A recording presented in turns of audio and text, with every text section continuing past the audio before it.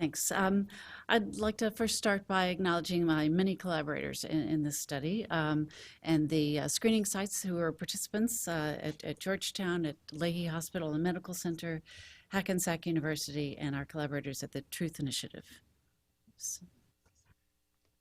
All right. Yep. Okay. So I think I can skip this slide. With this audience, I'll just draw your attention to the very last line that approximately 50% of individuals undergoing screening are current smokers in most data sets that are being published currently, which leads us to this question of how to integrate smoking cessation within screening programs. Adding smoking cessation to screening does a few things. It can reduce mortality due to lung cancer. It can improve cost effectiveness of lung screening. And joining disease prevention, meaning smoking cessation with early detection, in a setting that by definition draws older long-term smokers, many of whom are of these current smokers are not actively seeking help with quitting, and screening is thereby providing access to an otherwise difficult to reach population. And a small increase in cessation will have a very large public health benefit given the large number of estimated screening eligible interventions who are screening eligible individuals who are current smokers. The teachable moment has been talked about a lot in the literature and today, and it may exist after lung screening, and some observational studies have shown that abnormal screens increase motivation, while some studies have shown that normal screens can decrease motivation to quit. However, not all studies have found this association, and it may depend on the severity of the screening result, the amount of time between the screening result and when smoking status is measured, and having adequate power to detect this relationship. A cessation intervention may capitalize on this potential momentum created by lung cancer screening, but as we've heard earlier, there are no clinical guidelines or evidence-based protocols with demonstrated effectiveness in this setting. These are just 3 observational studies that I've been involved with, conducted to look at smoking cessation in the context of lung cancer screening randomized trials. The first was a smaller study in which we interviewed people prior to undergoing screening, and then again 3 to 4 weeks following screening.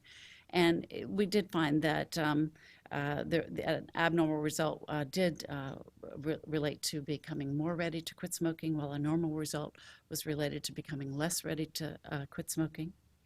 In collaboration with Martin Tamamagi, I conducted a couple of studies. The first one was with the PLCO trial, and the take-home message in this context from this study was that neither trial arm nor the lung screening result were related to smoking outcomes.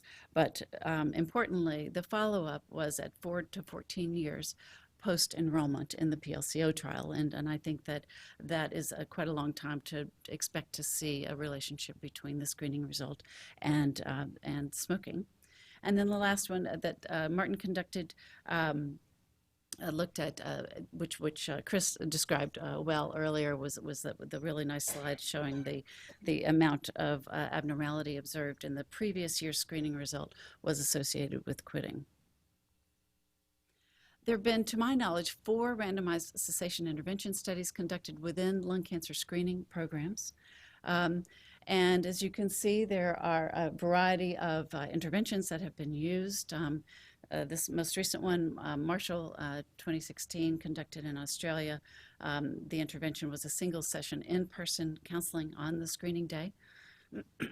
And their telephone counseling has been used, tailored web-based intervention has been used, and then self-help internet resources have been used. And as you can see, there are some promising quit rates across all of these studies, anywhere between 5% to as high as 33%, some small sample sizes, some larger sample sizes. Unfortunately, in all of these studies, there's not been a significant group difference, but certainly enough, I think, encouragement to continue trying this, and some interesting results have been achieved. If anyone knows of any other randomized trials that are not listed here, I'd be grateful to know about them. So the rationale for testing the impact of a telephone counseling cessation intervention that we have done was based first and foremost on the literature on the effectiveness of telephone counseling with older smokers, with people who are not seeking a cessation intervention, with those people who are ready to quit, as well as with people who are not ready to quit. And telephone counseling has been around for 2 decades, perhaps even 3 decades. So it's a longstanding and well-accepted effective cessation intervention that's been used in many populations, but in particular for our interest with older smokers. Most current smokers undergoing screening are not seeking a cessation intervention at the time that they are undergoing screening, and also perhaps many of them are not ready to quit. And so we thought when we were developing this that in-person counseling is not likely to have high attendance, or including cessation medication was not feasible in terms of management by the screening sites. So this is all how we wound up with telephone counseling as an intervention to try. And very importantly, we were looking for an intervention that is scalable across screening centers.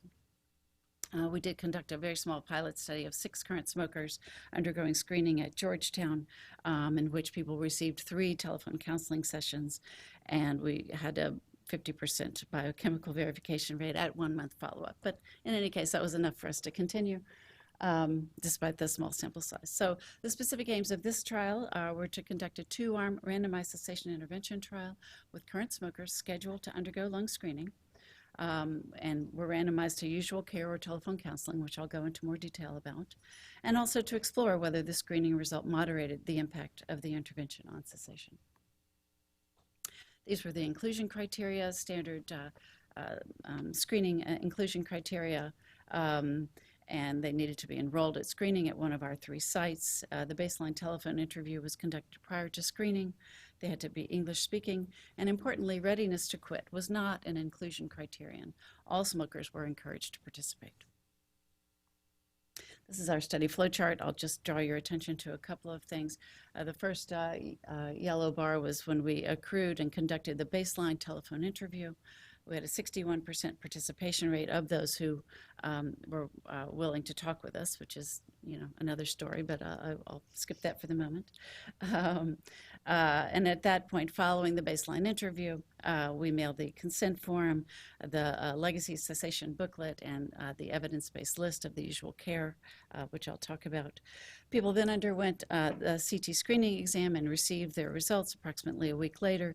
And then shortly after the receipt of their results, we conducted the time 1 phone interview with an 88% retention rate at that point. And it was at the end of the time 1 telephone interview that randomization was conducted.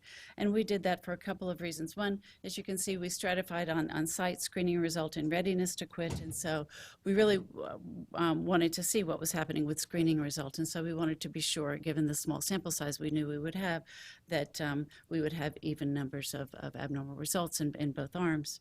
And also, we wanted to look at what readiness to quit was at time 1 following the receipt of the screening result, thinking that there probably would be some quitting people would be quitting on their own, and so we wanted to take a look at what their readiness was just prior to the start of the telephone counseling. And as well, we wanted to start the telephone counseling after they had received their screening result due to the great variability across sites of the amount of time between screening registration and then the actual screening exam. And so to not have to deal with that variability, we randomized it after the receipt of the results. And then as you can see, 46 people were randomized into each arm. This is the list. This is what all participants received. This is what the usual care arm received only. And this was a list of evidence-based resources. So they received the Legacy's becomeanx.org website. We sent an actual copy of Legacy's Become an X booklet to them. They were told about the telephone quit line, the National Telephone Quit Line. They were given the URL for the CDC's text messaging program. They were told about the iPhone and Android Livestrong My Quit app. And then they were given a local in-person cessation counseling resources according to their particular site. So this is the actual page that people received. So it looked just like that, and that's what the usual care arm received. And the telephone counseling arm received that exact same list, and then up to 6 15-minute manualized telephone sessions with a trained tobacco treatment specialist. And the sessions were tailored on intention to quit, nicotine dependence, and screening result. Motivational interviewing was used for those people who were not ready to quit. We encouraged the use of nicotine replacement when appropriate, and also encouraged participants to talk with their primary care providers about whether Chantix or Zyban might be useful for them. And the screening result was framed as a primary motivator to quit. We provided education about the benefits of quitting smoking for older smokers. And among people who had abnormal results, we discussed the fact that quitting now will reduce the chance of having a worse result next year, as well as other things. And for people with normal results, we challenged thoughts that reflected minimization of the need to quit, and that this was not a clean bill of health. These are some of the baseline demographic characteristics in the two arms. There were no group differences in any of these variables or the next several slides that I'll present. As you can see, about 3/4 of the participants came from Leahy Hospital. Just over half were women. The average age was 60. The vast majority were white, reflecting the participants at our screening sites, as well as many others, as we've heard. Just a little less than a third were college graduates. Under half were married, and just under 40% had one tobacco-related comorbidity, and another 28 to 39% had two or more tobacco-related comorbidities. Just a little over a quarter were smoking fewer than 10 cigarettes a day, and a little over half were smoking 20 cigarettes or more per day in each arm. About 44 to 50 pack years. Again, no differences between the arms on these variables. People were reporting a moderate level of nicotine dependence. An average of about 6 to 7 24-hour quit attempts had occurred in the past year. So people were attempting to quit on their own prior to screening. Just about half, though, reported that they were not ready to quit at the baseline assessment, and another 30% in each arm did say that they were ready to quit within the next 30 days. That's an important point, that almost half of people who enrolled in this study were telling us that they were not ready to quit, and not even within the next 6 months. With regard to other tobacco use in the past 30 days, that was minimal, with the slight exception of e-cigarettes, in which, again, not significant due to these small numbers, but 16% of people in the usual care arm had used e-cigarettes in the past 30 days. In terms of the lung screening and lung cancer characteristics, under half had been screened previously, and that would be with either chest X-ray or lung CT. Their primary reasons for undergoing screening were doctor recommendation, as well as obtaining peace of mind about lung cancer. Just over a quarter had a personal history of a non-tobacco related cancer. 35 to 44% of people had a family history of lung cancer, that's blood relatives. And just under half reported having being very much or extremely worried about developing lung cancer. And about half also had reported that they had higher or much higher perceived risk than others who were also current smokers about developing lung cancer. And these were the lung cancer screening results using the NLST definition of screening results as we started this prior to lung reds. Just about half of people had normal results, very few with minor abnormalities. Just about 30% in each arm had a nodule that was not suspicious for lung cancer, but had another abnormality such as emphysema or coronary calcifications. And just under 20% in each arm had a result that was considered suspicious for lung cancer. The barriers to quitting look much like most studies of people who are enrolled in cessation trials. Between 70 and 80, the usual care arm there is in blue, and the telephone counseling arm is in red. There were no group differences on any of these as well. 70 to 80% of people said that enjoying smoking was a significant barrier to their quitting, that their cravings were too strong, that quitting would be a loss of a way that they handled stress. And then you can see the remaining, but those were the major barriers to quitting. We also asked about their interest in using cessation interventions. And again, no group differences here, but between 70 and 80% of people said that counseling with their healthcare provider would be of interest to them, definitely or possibly of interest to them. Using nicotine replacement, about the same. Telephone counseling, between 60 and 70% of people said that they would definitely or possibly be interested in that. And then you can see about 50% overall endorsed cold turkey, using self-help, using e-cigarettes, using internet programs, using Zyban, and so forth. These are our outcomes at the 3-month follow-up. This is our final follow-up for this pilot study. We found the self-reported 7-day point prevalence cessation rate at 3 months was not different between groups, just about 20%. And then among those who self-reported quitting, they were asked to complete biochemical verification. And we did find a group difference there, indicating that there was some relapse in between the time when they self-reported quitting and when they completed the biochemical verification, and or that people were not quite telling us exactly the truth. Of course, we don't know which that is. So 4% versus 17%, these are very small numbers. I'm not going to say that again. You know that. But these are our results, and that was a significant difference.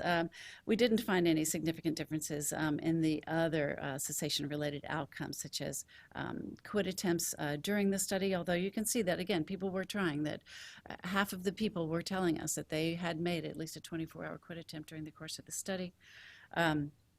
And these are the cigarettes per day and readiness to quit.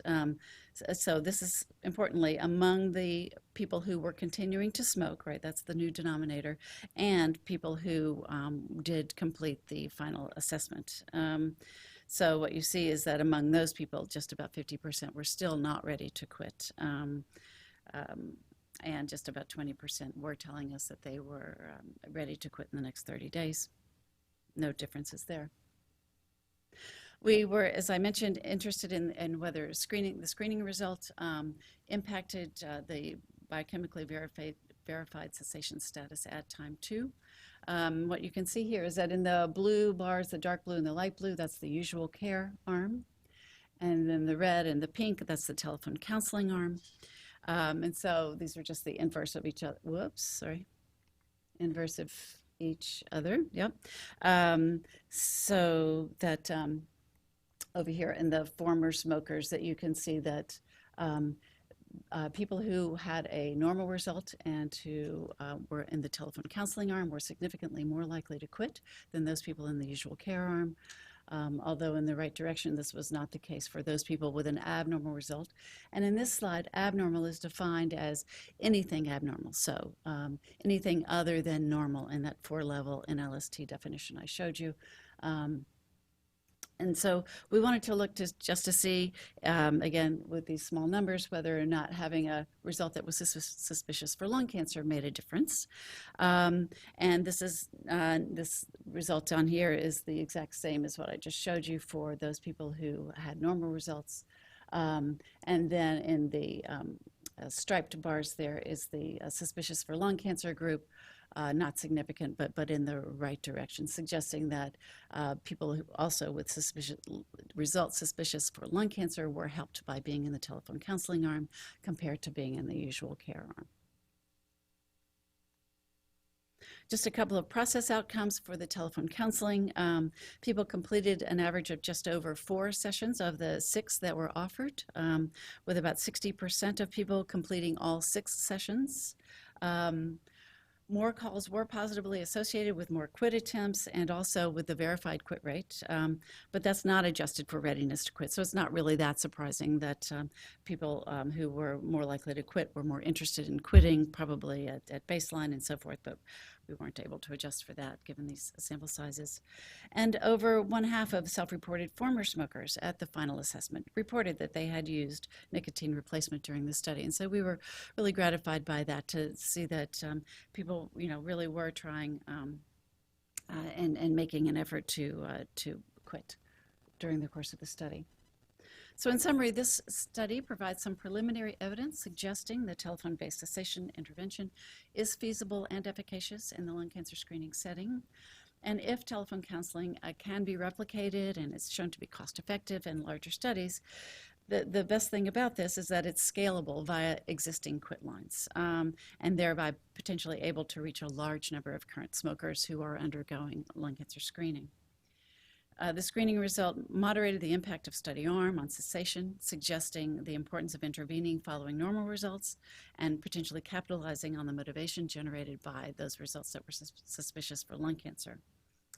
And then biochemical verification appears to be necessary based on this study, given the different rates that we found for self-reported cessation versus biochemically verified cessation. Several limitations of this study are the small sample size with limited power to detect the impact of telephone counseling on other smoking-related outcomes. Our brief follow-up, of course, as you all know, 6 months and preferably 12 months is the preferred length of follow-up to look at sustained cessation. The majority of the sample was white, reflecting the state of many lung cancer screening programs at present. And our next steps are hopefully to improve the telephone counseling intervention, but while also maintaining the scalability using quit lines. We would like to assess the impact of different levels of intensity of telephone counseling on cessation outcomes. We'd like to add delivery of nicotine replacement to telephone counseling. We'd like to involve the referring physician in cessation progress, particularly important for those who are unable to quit, meaning the vast majority, following the telephone counseling intervention, to really link what's happening with regard to screening and cessation with what will happen once screening is over in terms of getting the referring physician involved.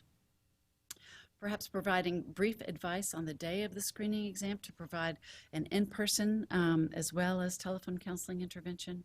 And then to be able to access all persons who are undergoing screening in order to enroll all current smokers in the intervention. That was one of the limitations of this study, is that because we were conducting it at 3 different sites and all by telephone and mail, we didn't have immediate access to everyone who was undergoing screening, and so we relied on screening sites and other people to do the accrual.